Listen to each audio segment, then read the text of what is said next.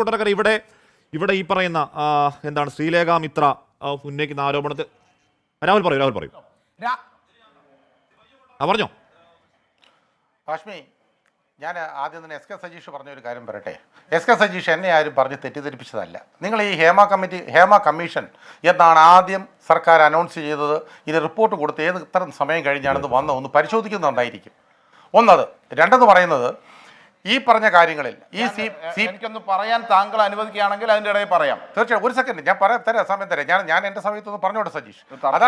തർക്കം വേണ്ട എന്നുള്ളതുകൊണ്ടാണ്. അതായത് അല്ല, ഞാനതിൽ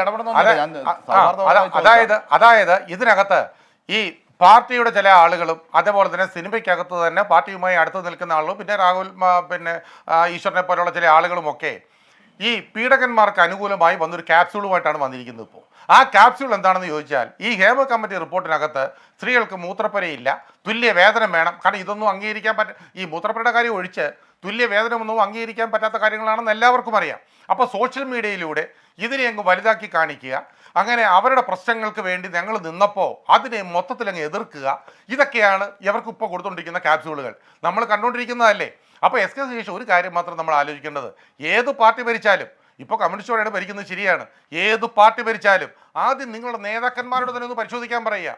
സജി ചെറിയാൻ പറഞ്ഞതിൻ്റെ ആ ഉത്തരവാദിത്വം എന്താണെന്ന് ചോദിക്കണം. ഈ പ്രമുഖരുടെ കൂടെ കാശുള്ളവൻ്റെ കൂടെ ഓച്ചാനിച്ച് നിൽക്കണമെന്ന് പറഞ്ഞ ഒരു കാര്യമുണ്ടല്ലോ, അതൊന്ന് പരിശോധിക്കണം. എം എ ബേബി പറഞ്ഞ കാര്യത്തെക്കുറിച്ചൊന്ന് ആലോചിക്കണം. ഇതുപോലെ എന്തെല്ലാം കാര്യങ്ങൾ നിങ്ങളുടെ കയ്യിൽ കിടക്കുന്നു.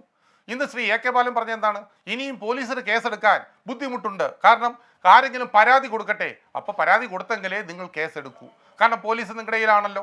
അതാണല്ലേ സത്യം. അപ്പോൾ അതുകൊണ്ടാണ് ഞാൻ പറഞ്ഞത്, ഇനി ഈ അടുത്ത കാലത്തൊന്നും ഇതിൻ്റെ ഏർപ്പാടുകൾ തീരില്ല. ഇത് ഓരോന്നോരോന്ന് പറഞ്ഞ് നീട്ടിക്കൊണ്ടു പോകും. ഇത് നീട്ടിക്കൊണ്ടുപോയി ഇതെങ്ങനെ അവസാനിപ്പിക്കാം എന്നുള്ളതിൻ്റെ ചിന്തയിലായിരിക്കും ഇപ്പോൾ ഇവരെല്ലാം.